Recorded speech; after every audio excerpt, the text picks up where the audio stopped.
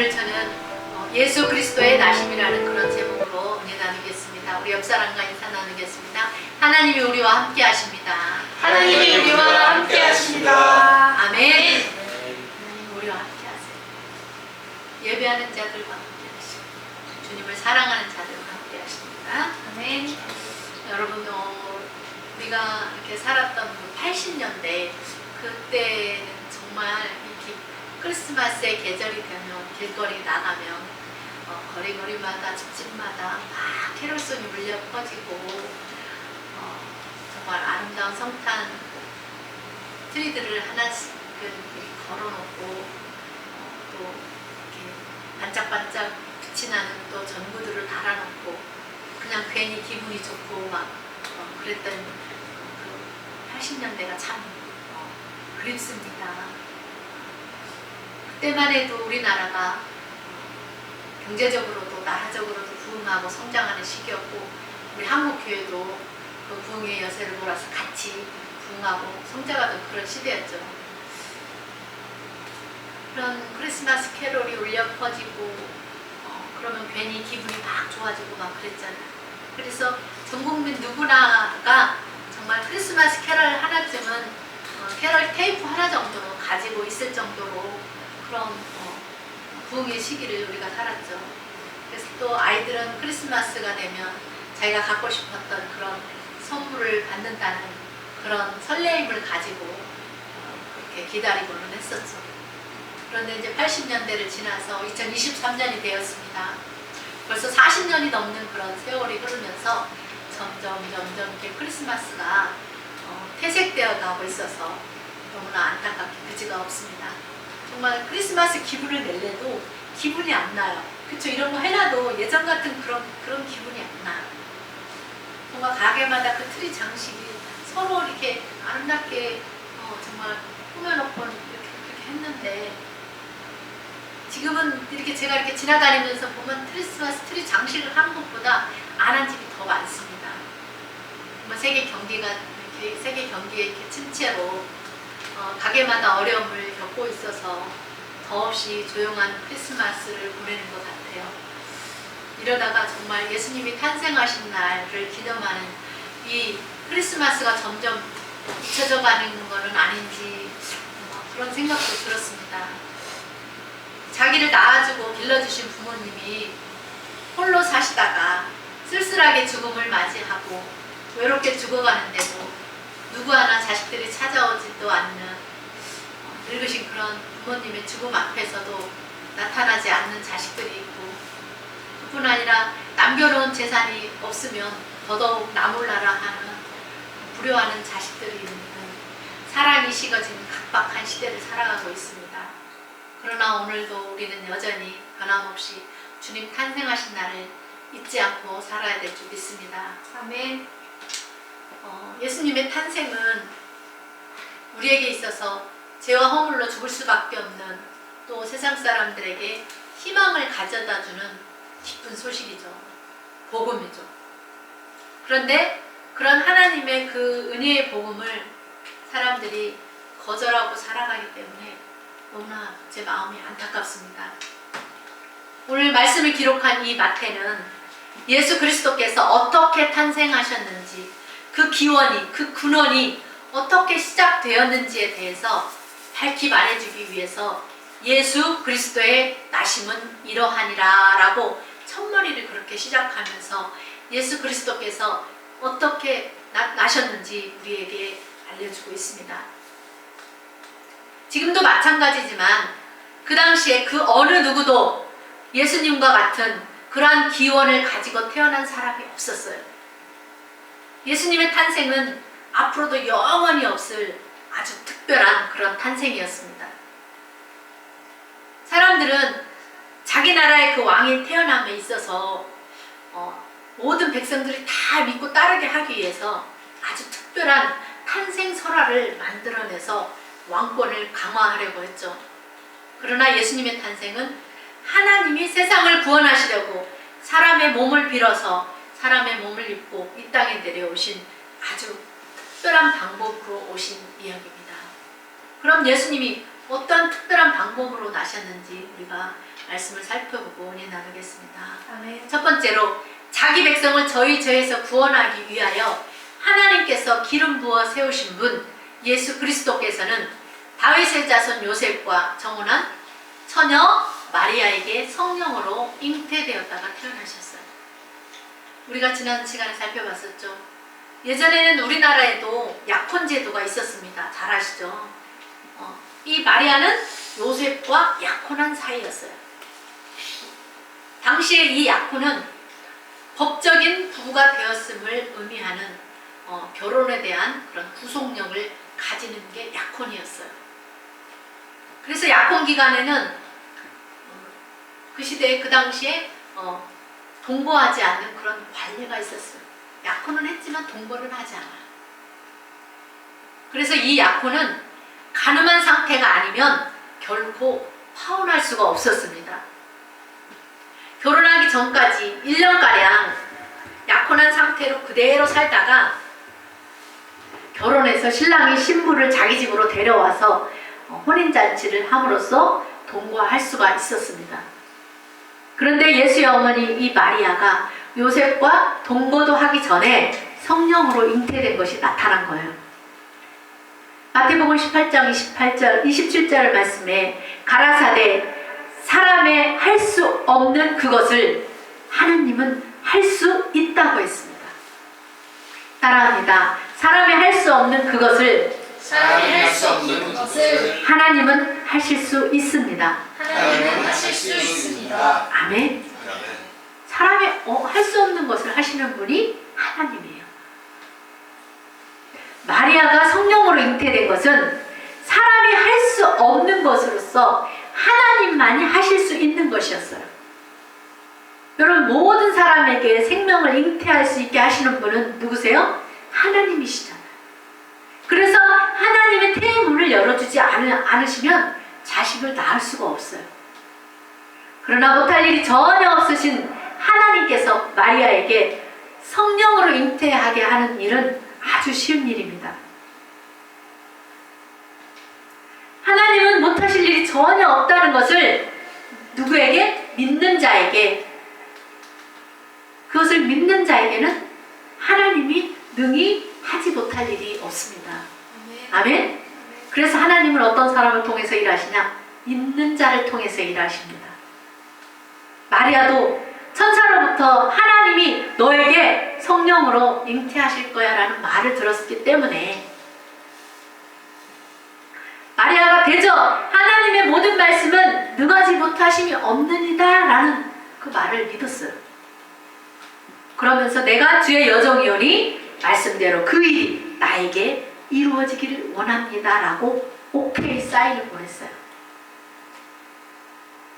마리아가 그것을 믿고 받아들일 때에 인격적이신 하나님이 마리아를 통해서 성령으로 잉태케 하실 수 있었던 것입니다. 마리아가 그것을 받아들이고 그렇게 하기를, 순종하기를 하나님께 고백했을 때 성령으로 잉태된 이 아기는 요셉과 마리아가 약혼한 상태였기 때문에 법적으로 요셉의 아들이 된 것입니다. 그리고 나서 이 마리아가 성령으로 잉태된 것이 나타나기 시작했어요. 여러분, 음식을 하면 음식 냄새만 맡아도 너무 역겨워서 막 욱욱거리잖아요. 왜 이렇게 냉장고만 있는 그 냉장고 냄새가 싫은지 저도 이때서 참 많이 했어요. 냉장고 냄새가 그렇게 싫어요. 뭔가 티가 나요. 임신을 하면. 몸도 이전에는 막 함부로 자기 몸을 놀렸는데 걸음도 조심조심하고 자기 몸을 조심조심하는 거예요.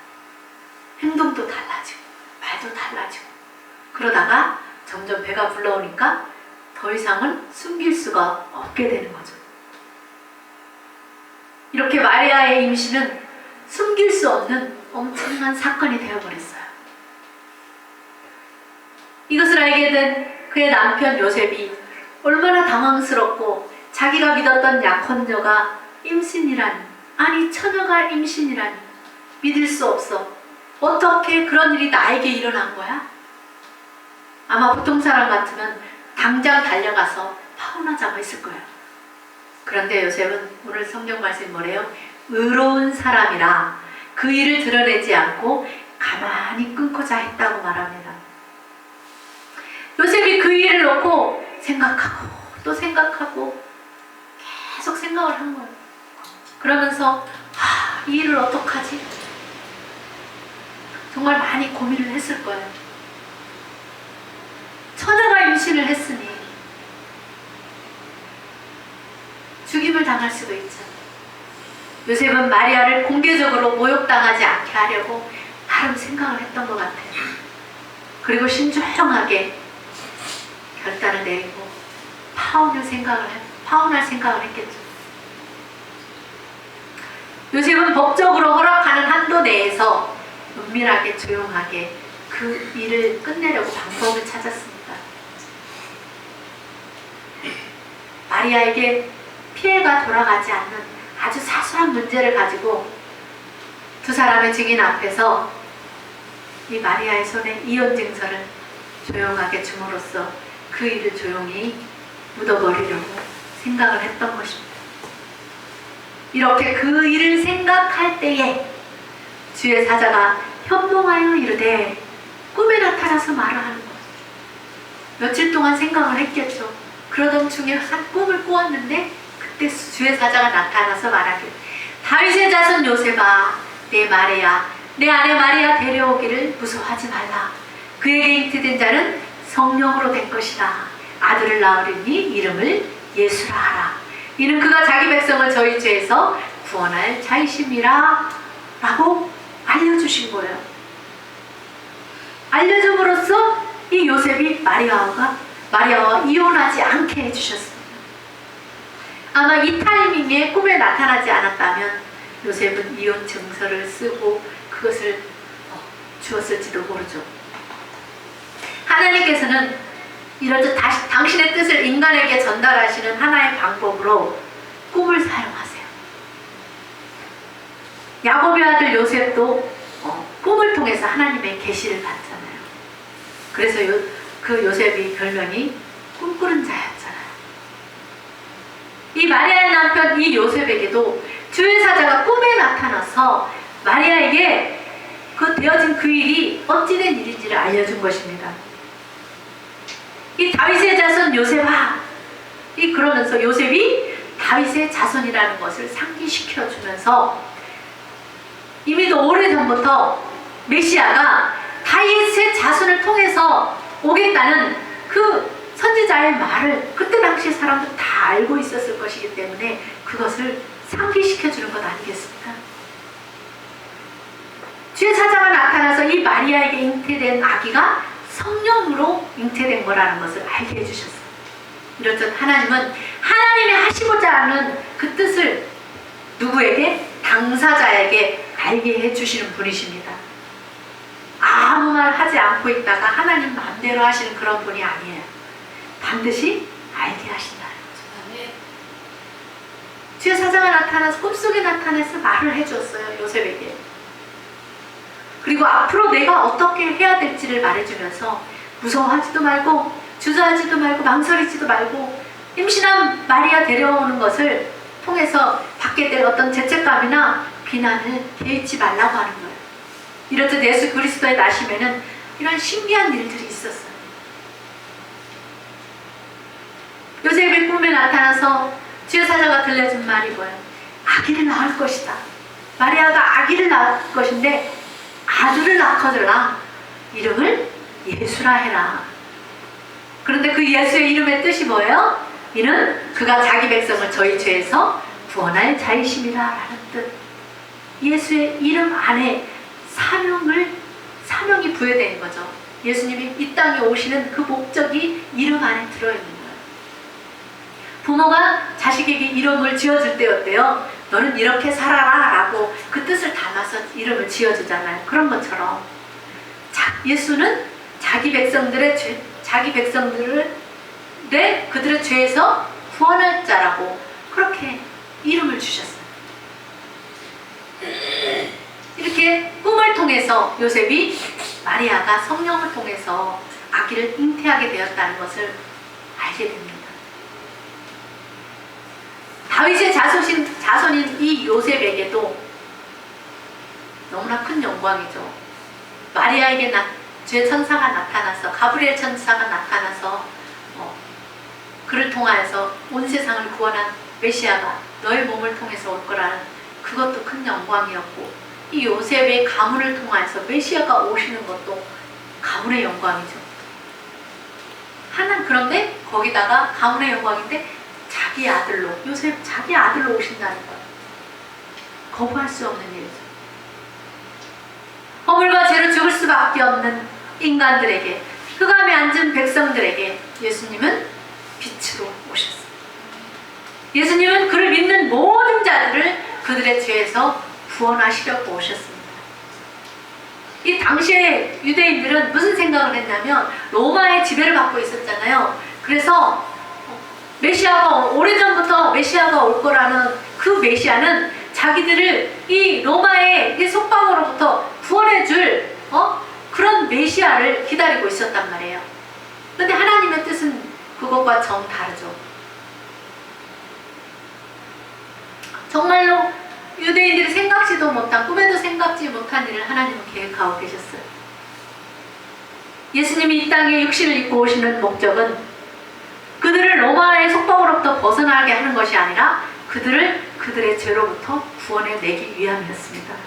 아멘. 아멘. 여러분, 구원에는 여러 가지들이 있어요. 육체적인 질병으로부터의 구원도 있고, 위험으로부터 구원해내는 일도 있고, 죽음으로부터 구원해내는 일도 있고, 삶으로부터 구원해내는 그런 많은 구원의 일들이 있습니다. 또 죄악으로부터 구원하는 일들도 있고, 그러나 예수님이 오신 것은 죄의 문제를 해결하러 오신 것입니다. 죄가 하나도 없으신 그 예수님이, 그 하나님이 인간을 구원하러 친히 하늘에서 이 땅에 내려오신 거예요. 아멘. 하나님이 이 땅에 어떻게 했다고 그랬어요? 왔다 가셨다고 그랬잖아요. 사람 몸을 입고. 그 전에도 하나님이 한번 강림하신 사건이 있었습니다. 언제냐? 창세기 11장 5절에 보면 용감한 사냥꾼이라고 불렸던 최초의 용사였어요. 니무롯이라는 사람이 있었어요. 그 사람이 당시에 이 샌족들이 노아 홍수 후에 흩어져서 세상에 온 땅이 흩어져서 살으라고 하는데 그들은 흩어지기가 싫은 거예요. 그래서 우리가 흩어짐을 면하자, 흩어지지 말고 함께 붙어 살자 이러면서 신할 땅에다가 하늘에 닿을 수 있게 높은 바벨, 신의 문이라는 그런 뜻의 탑을 쌓았던 그 이야기가 나옵니다. 그때 여호와 하나님이 인생들이 쌓는 그 성과 대를 보시려고 강림하셨더라는 그런 말씀이 있습니다.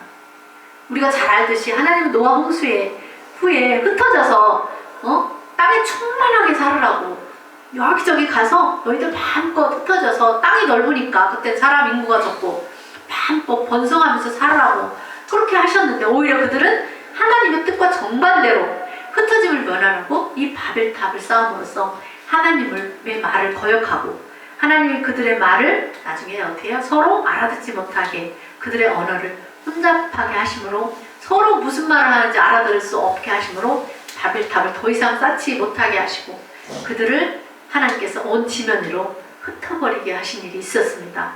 이렇듯 사람들은 계속해서 하나님의 뜻과 반대로 자기들의 계획대로 살려고 합니다. 결국 어때요? 하나님께서 계속 자기들의 뜻대로 살면 계속 죄만 짓는 거예요. 그래서 2000년 전에 하나님께서 이 처녀 마리아의 몸을 빌려서 육신의 모양대로 오신 것입니다. 그분이 바로 예수님이시고 하나님이세요. 그런데 그들이 또 예수님을 믿지 않고 십자가에 못 박아 죽이는 죄를 짓고 말았어요. 사람들이 어때요? 미신이나 우상 이런 것들은 정말 참 잘 믿고 섬기는데 왜 참신이신 하나님, 살아계신 하나님의 말은 왜 이렇게 안 듣고 안 믿는지 모르겠어요. 그러나 여러분, 우리는 하나님의 말씀에 순종하는 축복된 삶을 삽시다. 아멘. 두 번째로, 자기 백성을 저들의 죄에서 구원할 자 예수 그리스도께서 나신 것은, 나시게 된 그 모든 일이 된 것은 주께서 선지자로 하신 말씀을 이루기 위함이라고 말씀합니다. 이사야 9장 6절로 7절에도 메시아가 탄생할 것이라는 예언의 말씀이 있죠. 이는 한 아기가 우리에게서 낳고 한 아들을 우리에게 주신 바 되었는데 그의 어깨는 정사를 메었고 그의 이름은 기묘자라 모사라 전능하신 하나님이라 영존하시는 아버지라 평강의 왕이라 할 것입니다. 그 정사와 평강의 더함이 무궁하며 또 다윗의 왕자와 그의 나라에 군림하여 그의 나라를 굳게 세고 지금 이후로 영원히 정의와 공의로 그것을 보존하실 거라 만군의 여호와의 열심히 이를 이루시리라. 아멘. 창세기 3장 15절에도 내가 너로 여자와 원수가 되게 하고 내 후손도 여자의 후손과 원수가 되게 하리니 여자의 후손은 내 머리를 상하게 할 것이요 너는 그의 발꿈치를 상하게 할 것이라고.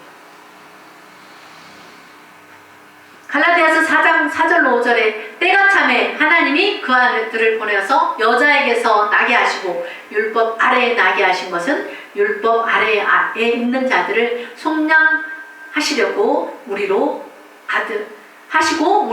아들의 명분을 얻게 하려 함이라 했습니다. 또 이사야 7장 14절에 그러므로 친히 주께서 징조를 너희에게 주실 것이라 보라 처녀가 잉태하여 아들을 낳을 것이요 그 이름을 임마누엘이라 하리라는 이사야의 예언이 성취가 이루어졌어요. 주의 사자가 요셉에게 말해준 그 보라 처녀가 잉태하여 아들을 낳을 것이요 그 이름은 임마누엘이라 하리라 하셨으니 이를 번역한즉 하나님이 우리와 함께 계시다 함이라. 이 말씀이 이사야가 예언했던 것과 같은 말이잖아요. 하나님이 이미도 이사야 선지자의 입을 통해서 700년 전에 예언을 하셨고 그 예언이 성취되는 순간이 되었고 예수님은 그 예언대로 처녀의 몸에서 여자의 후손으로 탄생하여 다윗의 자손으로 오셨습니다. 또 예수님이 태어날 장소에 대해서도 베들레헴에서 태어날 거라는 예언이 미가서 5장 2절에 나오잖아요. 베들레헴 에브라다야 너는 유다 족속 중에 작을지라도 이스라엘을 다스릴 자가 내게서 내게로 나올 것이라 그의 근본은 상고의 영원에 있느니라. 아멘. 아멘. 이 일이 언제 계획되어 있었대요? 영원전부터 계획되었다는 거예요. 저와 여러분에 대한 하나님의 계획도 창세 전부터 있었던 일입니다. 그래서 우리가 예수님을 믿게 되는 거예요. 아멘. 하나님의 계획 속에 없으면 안 믿는 거예요. 이것을 우리가 어떻게 알 수 있냐고요? 제가 처음에 사명을 받았을 때에도 성령께서 그러시는 거예요. 창세전에 이 계획이 있었다 그러시더라고요. 언제요? 창세전에. 그래서 이미도 창세전에 하나님의 계획 안에 있는 자는 결국에는 어때요? 다 하나님을 믿게 된다는 것입니다. 하나님의 계획은 한치의 오차도 없이 되어집니다. 그리고 하나님이 하시고자 하시는 일은 아무도 못 막아요. 하나님 이미도 악한 원수마가 예수께서 세상을 구원하러 오실 예수 그리스도를 못 오게 하려고 방해할 것이라는 것을 알고 있잖아요. 그러니까 하나님께서 성령님의 크신 능력으로 그 성령의 크신 권능으로 덮으심으로 마리아에게 덮으심으로 말미암아 마리아에게 성령으로 잉태케 하시고 아브라함과 다윗의 자손으로 오신 것이죠. 예수 그리스도는 이렇게 우리를 죄에서 구원하시려고 이 땅에 오셨습니다. 아멘. 할렐루야. 아멘. 여러분 하나님의 예언은 성취되었어요. 아멘. 이제는 예수님이 구름 타고 내가 다시 오마 하신 그 일만 남았어요. 또 얼마 남지 않았어요. 주님 오실 날이 그렇게 멀지 않아요. 조금만 더 인내하며 기다립시다. 예수님은 임마누엘 되셔서 우리와 영원토록 함께 계시겠다고 했어요. 할렐루야. 얼마나 감사합니까? 하나님께서 친히 징조를 주셔서 예수님으로 예언대로 성령으로 잉태하게 되었고 이사야 선지자의 예언이 그대로 이루어졌다고 오늘 마태는 그렇게 기록을 하고 있어요. 그러므로 이제 남은 것은 하나님이 우리에게 약속하신 대로 하나님의 영광의 나라 거기에 들어가서 천국 백성으로 영원토록 하나님을 기쁨으로 찬양하고 영광 돌리게 하실 것입니다. 할렐루야. 기쁘지 않습니까? 저는 맨날 기다려요.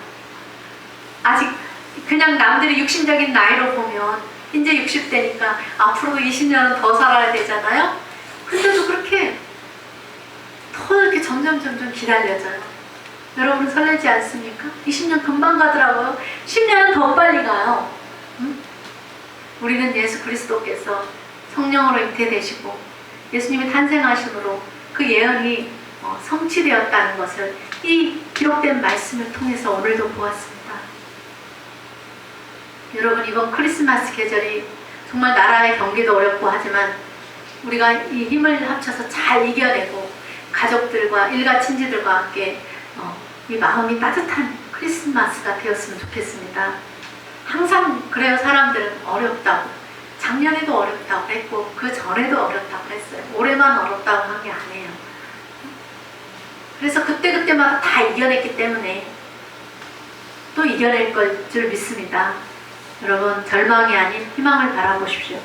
세상에는 희망이 없다고 할지라도 절망이 아닌 희망을 이야기하는 우리가 되었으면 좋겠습니다. 아멘. 우리와 함께 계시는 예수 그리스도께서 우리에게 소망이 되시고 희망이 되시기 때문에 우리에게는 희망이 있는 거예요. 아멘. 절대로 포기하지 않고 힘들고 어려워도 신앙의 힘으로 버텨나가면, 그렇게 살다 보면 좋은 날이 옵니다. 아멘. 왜냐하면 하나님은 자기 백성을 돌아보시고 버리지 않는다고 했거든요. 하나님은 우리를 아신다고 했어요. 또 하나님 우리의 아버지가 되시잖아요. 그래서 우리가 이 세상에 사는 날, 세상 끝날까지 책임질 것을 믿으시기 바랍니다. 우리는 그래서 주님 안에 있기 때문에 안전해요.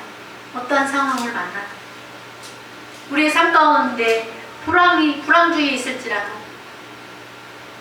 하나님의 뜻에 합하다면 하나님은 그런 중에서도 다윗과 같이, 아브라함과 이삭과 같이 기근 중에도 백배의 축복을 받았던 이삭처럼 우리를 그렇게 축복하시고 흥왕하게 하실 것입니다. 아멘. 또한 어려움을 만난다고 할지라도 피할 길을 열어주실 것이고, 우리가 저와 여러분의 갈 길을 하나님께서 밝히 환하게 비춰주실 것을 믿는 그런 믿음으로 살아갑시다. 아멘. 여러분, 믿음은 역사가 일어나요. 아무리 작은 것일지라도 믿으면 역사가 일어난다 그러시더라고요. 우리가 안 믿어서 역사가 안 일어나는 거예요. 그냥 신앙이 순수할 때는 작은 것도 막 믿어갖고 막 하나님이 행하신 일의 기적들을 많이 경험하잖아요. 운전하는 사람이 운전 경력이 길어지면 길어질수록 느슨해지다 사고 나잖아요. 우리 신앙도 느슨해지잖아요. 초신자 신앙일 때는 무엇이든지 열심히 하고 막 경험도 많고 막 그러잖아요. 정말 첫사랑, 그 첫 믿음을 잃어버리지 않았으면 좋겠습니다. 다윗은 그런 말을 해요. 자기가 인생을 살아보니까 10편 37편 25절에 자기가 인생을 쭉 살아보니까 하나님이 의인에 대해서 어떻게 하느냐, 어려서부터 자기가 이렇게 지켜보고 늙을 때까지 지켜봤더니 버림을 당하지 않게 하더라. 그리고 그 자손이 벌식하지 않게, 빌어먹지 않게 도와주신다고 그런 말을 했습니다. 여러분, 그러므로 우리도 도와주셔서 모든 시험과 환난과 어려움 가운데서도 건져주시는 그 하나님을 믿는 믿음으로 사시기 바랍니다. 아멘. 하나님은 이스라엘 백성들을 애굽에서 정말 극심한 노예 생활 중에서도 그들의 수가 200만이 넘도록 번성하게 해주셨잖아요. 그리고 하나님이 그들이 애굽을 탈출할 때에, 출애굽할 때에 그들의 손에 빈손 들고 나가게 하지 않았어요. 고생 죽으라고 했지만 빈손 들고 나가면 너무 억울하잖아. 응? 근데 하나님 그걸 아시고 출애굽기 12장 35절로 36절에 보니까 이스라엘 자손이 모세가 얘기를 해준 거예요. 너희는 애굽 사람들에게 은금 패물을 그리고 또 의복을 구해라 라고 이스라엘 자손들에게 얘기를 했어요. 그래서 이 이스라엘 자손들이 모세의 말대로 했어요. 그랬더니 그것을 의심하지 않고 그대로 했어요. 사람들에게 가서 너 은 있어? 금 있어? 그 좀 나 좀 줘. 너 옷 많잖아. 나에게 옷 좀 줘. 다 달라고 그랬어요. 그랬더니 말씀해 보니까 여호와께서 애굽 사람들에게 은혜를 입히게 하사 그들이 구하는 대로 주게 하심으로. 아멘. 아멘. 그들이 애굽 사람의 모든 물품을 취하였다고 말씀합니다. 내 걸로 취했어요. 은금 폐물과 옷. 그때 당시는 옷이 굉장히 귀하고 비쌌어요. 귀한 것은 다 받아서 가지고 나오고, 은금 폐물 있으면 어디든지 가서 먹고 살 수 있잖아요. 옷 있어야 되잖아요. 하나님께서는 택한 백성들을, 그들이 애굽에서 고생하고 수고한 그 대가를 마침내 받게 하셨습니다. 끝까지 가야 돼요. 신앙생활 끝까지 가보면 하나님은 마침내, 살아보니까 그래요. 저도 축복하시더라고요. 아멘. 너의 수고 결코 하나님이 잊지 않아. 너가 너의 믿음 지킨다고 얼마나 애쓰고 수고하고 쓰러지고 자빠지고 넘어지고, 저한테도 맨날 그런 얘기 했었거든요. 잘해보려고 해도 안 될 때도 많고 막 그러더라고요. 그래도 또 일어나는 거예요. 나의 의인은 7번 넘어질지라도 다시 일어서려니와 그랬잖아요. 7.8기 정신으로 신앙생활을 하면 하나님은 반드시 축복으로 보상해 주시고 갚아주십니다. 하나님께서는 하나님이 창세전에 있었던 그 계획대로 그 택한 백성들이 애굽에서 너무나 고생하고 종살이 하면서 너무나 고생하고 수고한 그 대가를 받게 하셨어요. 하나님은 그들을 빈손으로 돌려보내지 않으셨다는 것을 기억하시기 바랍니다. 아멘. 여러분들이 주를 위해서 애쓰고 힘쓰고 수고하는 그런 일들을 하나님은 기억하신다고 했어요. 아주 작은 것도, 우리는 잊어버리는 것도 하나님은 다 기억하세요. 아멘. 세상 사람들은 우리가 베풀어준 은혜를 금방 잊어먹잖아요. 너가 필요한 돈이 있다, 돈이 없어서 필요하다고 그래서 줬더니 언제 그러느냐는지 받아먹고 잊어버리잖아요. 근데 하나님은 우리가 심은 작은 것도 다 기억하시고 갚아주신다는 것을 기억하시기 바랍니다. 아멘. 우리 하나님은 사람이 아니잖아요. 인생이 아니시니 시건치 않는다고 그랬잖아요. 결코 거짓말을 하실 수 없는 분이라고 그랬잖아요. 여러분, 살다 보면 어려울 때도 있어요. 그럼에도 불구하고 우리가 변함없이 신실하게 신앙생활을 잘 하다 보면 하나님은 선한 역사를 이루어 주십니다. 아멘. 우리가 생각한 것보다 더 좋은 것으로 바꿔주십니다. 우리 하나님은 능력이 많으시니까 얼마든지 하실 수 있는 분이기 때문에, 그러므로 우리가 인내합시다. 아멘. 인내합시다. 그리고 여러분의 가정에 하나님이 주신 평안과 평화가 함께 하시기를 주님의 이름으로 축복합니다. 아멘.